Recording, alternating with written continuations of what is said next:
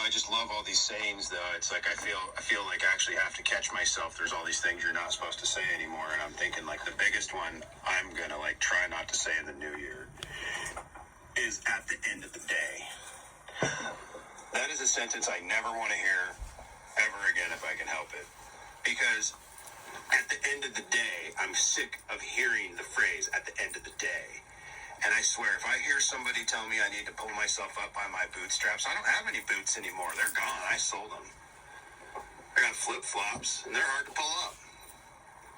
No, I'm joking. I've got boots. What a stupid saying that is. Some kid making $9 an hour, working at Bloomingdale's. Pull yourself up.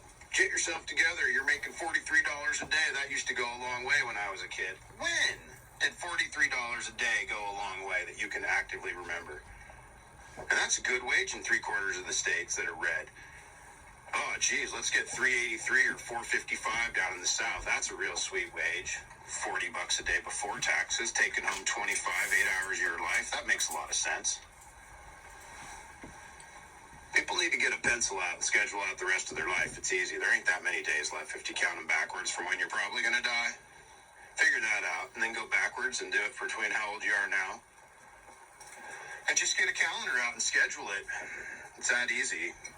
And when you see how much time you spend driving to work and see how much time that you spend working and you see how much time talking to your dipshit boss about stuff that doesn't even matter, that's just wasting your time and wasting your time and wasting your time on your free hours.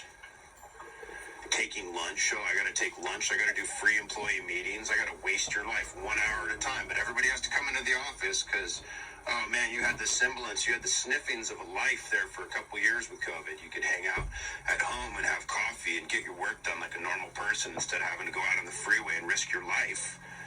And losing like 2 or 3 hours of your day, put that on your, everybody get a pencil out and just say, oh, how long do I commute each way? How long does it take for me to fill on gas? Add that number up, multiply how many days a year you work, and that will tell you how much time you spend going to work. And it is 25% of the time you spend working, you spend commuting on top for free. That's just the facts. They don't want you to know that. It's ridiculous. So when they say come back to the office, these guys are saying this sitting on a lawn chair at a beach, looking out at the sun, watching dolphins swim by, getting rid by like mermen, having these cocktails and these giant parties, taking ecstasy and lithium and whatever all these billionaires have just recently admitted, ketamine, all these drugs, they're high as kites. And I know, some of you guys might not have gone to college, but I tell you, the people that have been in college for a little while have seen the amount of narcotic use, what it can do to the average person's thinking.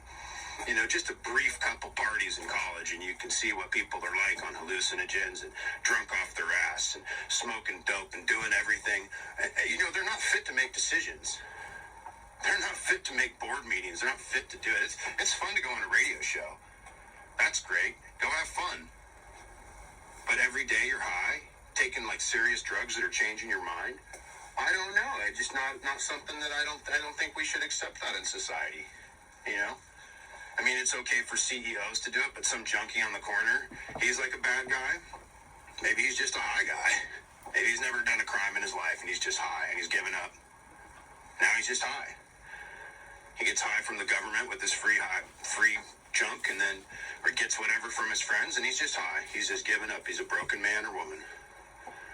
But I'm not talking about that. I'm talking about CEOs that openly admit to all this drug use, all this drinking, all this illicit behavior. Why are they in charge of the destiny of tens of thousands of people? Why are they in charge of the stock market? I'm not singling out anyone in particular. It's everybody has bad behavior in their life, but there's just a time where if you're going to go do bad behavior, personal behavior, I guess would be more appropriate. You just push back from the table and go on vacation and get it out of your system and you come back and you clean up and you do it. But if you're just going to be high all the time, people get higher and higher and higher and higher and higher. And it's like a snowball going down the mountain. It takes more to get you high. You've already felt it. You're looking for more. You're chasing the dragon. These are not the people that should control the economy, and they are right now. Look at the 2008 bank crash. Those guys were high as hell. That that's like a defense of a lot of these people. Oh, I was so high. I've all of a sudden, I've got a drug addiction problem. I've got a gin addiction problem. I'm an alcoholic. That's why I made all these decisions. I guess that's why I got house arrest for 3 years for stealing $1 billion. But you can have a brother down in, like, Alabama steal a candy bar, and if he makes it through the arrest and they don't kill him, he's going to go to jail for like 1 year to 3 years. Depending if they want to enhance it, because he had like a box cutter. Now all of a sudden, oh, he's armed with a weapon, so now let's put him in for 10. You know, but we'll get him working.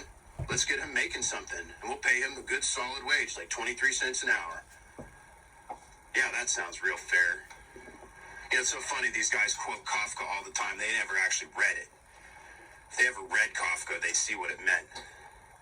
But that is exactly what Kafka's talking about, is a self-sustaining system that, like, feeds on the energy of everybody around it and making sure they're ignorant of this whole feeding effect, that it's not even happening, you know, and that's how these prison systems are in the South. They're looking for labor because they got contracts to fill.